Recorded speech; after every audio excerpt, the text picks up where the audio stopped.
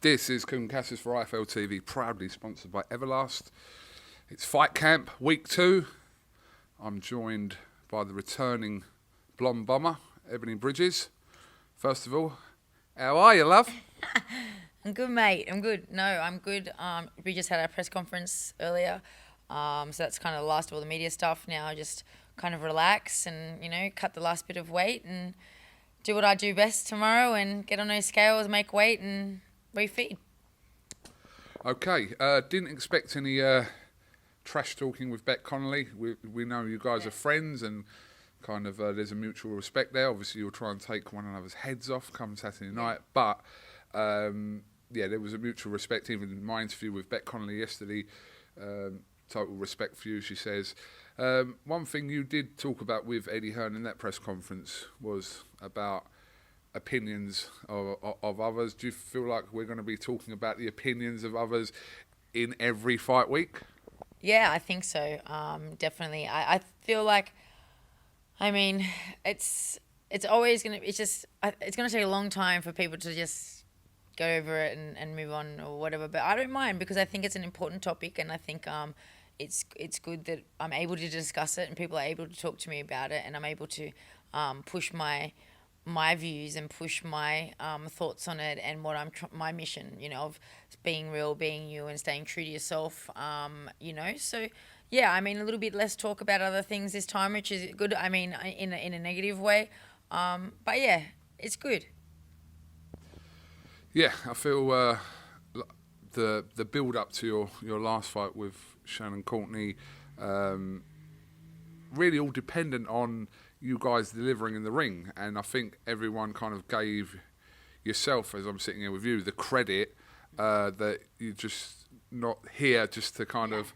I'm not just a lingerie model. I'm not just a lingerie model. I could do both, but no, I'm not. I like to look good on the scales, and it's kind of come a bit of a thing now, with my fans and followers, and I have girls and guys all asking me, like, what colour are you wearing? And everyone wants to know. It's like a little mini event now. Like, no one even looked forward to weigh-ins before, but now people are looking forward to it. And it's something new and it's something different. And like I said, it's not even just the men. It's like even girls are just intrigued because it's just like I've made it like a thing. So there's like this anticipation. And it gives me something extra to look forward to as well. And while I'm cutting and stuff and... rather than just sitting there thinking, I want to freaking die. Like, it's just another stage for me. I was a bodybuilder for 8 years. I used to stand on stage in the G-string flexing, doling myself up, bodybuilding and posing. And to me, it's just a very similar feel, and I like to have it and I have fun, yeah. Let's backtrack to the fight. We've not really kind of spoken on camera. We had like a short 2-3 minute clip after the fight as you were making your way to the dressing room with your eye. Yeah, my eye's as big as my... Yeah. Oh, what did I say? I said, I think my eye's bigger than my boobs now. Something like that, Ebanie. But yeah, we haven't kind of had a chance to reflect, but I think there was a lot of positives to take from a commercial aspect, from a more predominantly a fighting aspect, more so than anything, because I think, people in this country she speaks a good game, she looks good, can she fight? Yes. And I think you proved to everyone that you've got, well, if you're a man, would say you've got a lot of balls, but I can still say that about you. I think I got more balls than some men, which I also proved on that night. But yeah, look, in the end, it is boxing. It all comes down to what you can do in the ring. And for me, that fight night is when it's really all about the boxing for me, besides when I'm in the gym, you know what I mean? Outside of that, it is a business, it is marketing, you need to get the eyes on the sport, I need people to get eyes on me. And it's just a smart move. Like, if you can't see the intelligence of what I'm doing, then, maybe you need to sit down and do some education on marketing and sales, and then you'd understand what it's about, But yeah, like, when it came down to the crunch and when it was necessary, I did what I do and what I said I would always do, and I stuck by my word. I've always said, I fight hard, I go forward, and I'm a pressure fighter. I fight like a little Mexican. I don't quit. I have no quit in me. And I proved all that. And I backed up every single bit of word that I said. And I was able to say fuck you to the haters and turn a lot of them into now big fans, which I've had a lot of them even message me going, you know what? And the guys that do message me and the people that do message me and say, you know what, like, I was like against it, or like I didn't support it, and like I was one of those guys that was like, she's just tits and whatever. But now like I'm not ashamed to say, but I'm happy to say that you've changed my mind. You really have changed my mind, and now I am a big fan. And for me, someone admitting that and actually changing, I'm happy with that. Like I don't mind like haters and trolls and stuff like that. But when they come and they change their tune, like I'm gonna embrace that. I'm not gonna say no. Like last week you hated me. Like good. I'm glad that you now have had enough, not so stubborn, to like sit on what you've been thinking and you've actually opened your eyes. So it's good. When you've watched the fight back, where did it, I'm not going to say go wrong for you, but what led to you not winning that fight? I don't know. Maybe the judges, because when I watched the fight, I thought I won it. I watched it heaps of times. I actually thought I won 6 rounds. At the worst, a draw. So I didn't really go. I think everyone. I thought I won the first few. Out of the first 4 rounds, I won 3 of them, and then there was like a couple of the middle rounds that Courtenay I felt was going to be stronger. But then I had a strong 7th round, and then I thought I finished strong in the 10th round. I didn't think she was really hitting me. I went in there in that 10th round to stay away. I kept slipping to my right to get it away from my left, and she was hardly landing for like the first half of the round and maybe more. And I was coming forward with the pressure. I was like, for me, looking back on that fight, I don't really know what I could have done better, except maybe had 2 eyes. Maybe that would have stopped those few rounds where she caught me on those right, the right hand, because I couldn't see. If I had that eye open for those 3 rounds, then yeah, maybe I wouldn't have been caught as clean, and some of those shots wouldn't have looked as effective, or if I didn't get that headbutt, then I might not have been affected by the punches like I was. I'm pretty sure I got a concussion, from that headbutt. Like, I don't know, but there's a lot of things, but I don't think there's any turning point where it went really bad. Obviously my eye closed in 8th, 9th, and 10th, but I still think I was holding my own. I was still pushing up and aggressive. It was just I was getting caught with some shots that I just couldn't see. But then I thought I came back in the 10th, so... Okay, yeah, I probably worded that question wrong to you at the start, because it wasn't necessarily a case of where you went wrong even watching it back. It was okay. why you didn't... We fucked up, too. Why? This guy, fuck me. There we go. Right? Yeah, kind of reworded. I reworded that. We'll just give a breakdown, but okay, let's go. Just try it again. No, you answered it, but what I'm saying is I worded the question by saying where did it go wrong for you, because if you believe, which you do, that you won the fight, then in your eyes you didn't go wrong. That's all I was saying. Yeah, for sure. After the fight, as you know, I have a lot of respect, and I do respect Shannon. She won the fight. I made no excuses after the fight. We've had interviews after the fight with other people, and I've already said it all the way. Everyone even said, I never made no excuses. I didn't come and say, poor me, and this, and I should have won. I didn't do all that. But right now, on past now, and reflecting on it and watching the fights, I'm able to come out and say there was a lot of things that could have made the direction of that fight go differently. But it's still not an excuse for losing or anything like that. But yeah, I've said it a numerous amount of times. Give me a full camp for Shannon. Don't have me traveling 3 continents and 3 time zones in 3 weeks. Have both my eyes. I think the fight will be very different, and I think that's why Shani won't take the fight.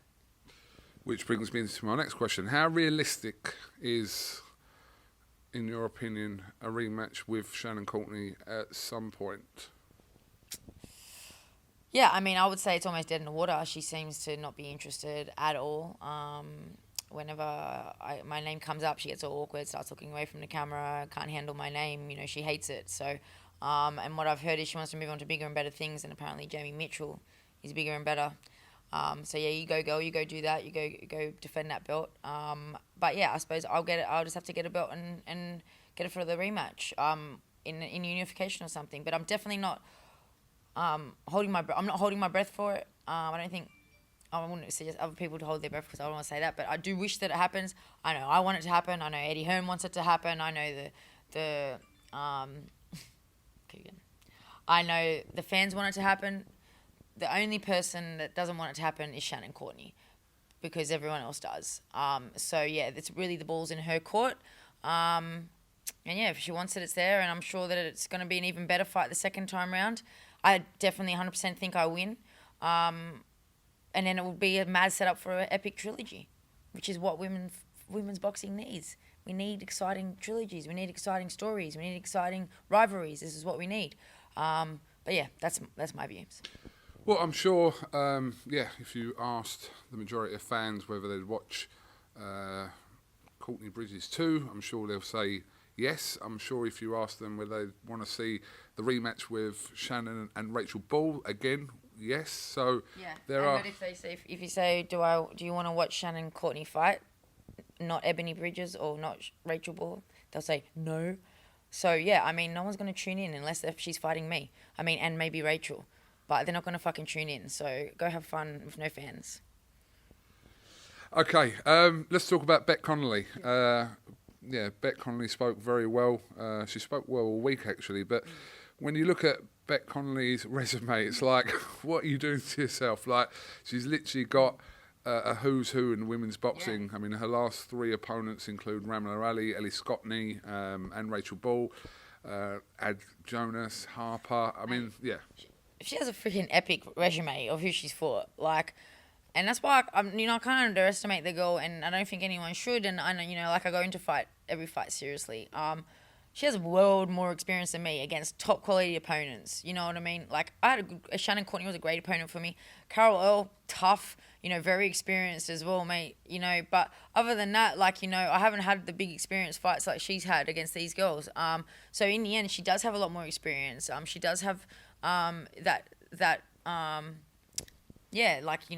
building or whatever. And the thing is with those fights, she's never had any notice for the fight. She's had, very short notice for the fights, jumping in, not in her weight category, because she hasn't had much time to lose the weight and all this kind of stuff, But now she's coming down to a weight that's probably more actually suited to her.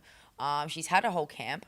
So, I'm definitely not underestimating her at all. But like I said in a press conference, as much as she's a tough cookie, that cookie's gonna fucking crumble, mate. I'm gonna fucking crumble it, and hopefully finish that fight early, and then we can go have some drinks together or something and smash some pizza. But yeah, I look forward to crumbling that. Okay, not long to find out. I do want to ask you about some comments that kind of were made this week by a certain Gareth A. Davies. Yeah, my boy Gareth. Yeah, Gareth. Yeah. So, I listened to these comments. You actually showed me the comments the other day, and this is going to anger some people, but I kind of understood what Gareth meant. I just feel like whenever anyone in the world, boxing or not, is being referred or compared in legacy or any kind of boxing talk or anything to Muhammad Ali, there's always going to be criticism. Oh yeah, like, I mean... And like, look at me, I'm the blonde bomber, and I really am like nothing, not nothing like Ali. I mean, I said, I agree. I get what he was saying and what he was getting at, and bless him, because I mean it was a freaking great compliment. Thank you. But people I think missed the point of it. I feel like he would have had the same effect had he just left, not the same effect, he would have had a much better effect had he just left out the Ali part and just explained what I am, which is, I do break stereotypes and I'm outspoken and I'm like, fuck you guys, like, whatever, I do what I want. And that's kind of where it was, and also obviously having a lot of fans and support. But yeah, not really the GOAT, but... Yeah, but I suppose if he had done that and not made the reference to Muhammad Ali, we're probably not sat here talking about it. So, look, fuck, maybe it was clickbait. Maybe the guy was literally just did it as a fucking G-up, like, just for the clickbait. Maybe, that's what it was. Like, I mean, it could have been, and it worked because he's all fucking bought into it, and he's all fucking got your titties in a fucking knot because of Gareth saying that. So, thanks, Gareth. You're a legend. Yeah, and I will say, having known Gareth Davies for a considerable amount of years, Gareth always knows what Gareth is doing. That's all I'm going to say. He knows what he's doing. Yeah. So, again, talking point, loads of people have come up to me this week and gone, oh, did you see Gareth's comments? I'm like, yes. Oh, my God, can't believe you said that. I'm like, yes, but we're talking about it, so job done. Exactly. I should have next to my name, #always_trending, because I fucking am no matter what. No matter what. And it seems to be quite positive most of the time, But yeah, I mean, they weren't really. It was all right, and people weren't really attacking me about it. They were attacking poor Gareth. He's got thick skin, anyways, and he's a solid dude. So yeah, bless him. Thanks for the trend, Gareth. You're a legend. There we go. Do you see your immediate future in the UK now? Yeah. Look, I would like to build it in the US as well. I would love to. Like, I've already got a lot of fans in the US, and even Mexico. Like, he's got fights in Mexico too, and I got a lot of fans in Mexico. So those two countries are good for me for boxing as well. But man, I just love the UK. Like I get here, as soon as I touch my feet on the soil and I start seeing people and I see you guys and I'm just like, man, I love this place. Like, and I love my fans. And I think there's no place like the UK for fighting and for boxing fans. So definitely, I would love to like look at trying to set up a camp here, so I'm not traveling between so many continents for every camp. From here to from Australia to Philly to the UK, like it'd be nice just to come straight to the UK and stay in one spot because the traveling it's exhausting. But yeah, I mean I'm not going anywhere anytime soon. So yeah, you're stuck with me for a little bit. I was going to say that because you train out in Philadelphia, you live over there. Over there, mate. Over there, mate. Down under. And obviously, you fighting here, it's like it must be a difficult situation camp-wise to find a compromise that kind of suits kind of all those three places. Yeah, definitely. The thing is my camp in Philly, like the trainers, Brian and Kaylee, like they're unreal. Like, you know what I mean? So what they know how I train and how I work and how I learn, and we work hard and I learn fast because they know how to teach me in a way that I learn, and it just works really well. I'm not saying that there's not great trainers here in the UK. I'm sure I could definitely find one, but I can't be doing that at the beginning of a camp. Really, you know what I mean? It's going to be a lot harder to just adjust and go, okay, now I need a new trainer for a camp. I feel like I would love to just have some time over here where I'm not actually getting ready for a fight, just to like, you know, dip my toes in. I shouldn't talk about my feet. I hope they're not in the actual. They're not being. They're not. No. Okay. Yeah.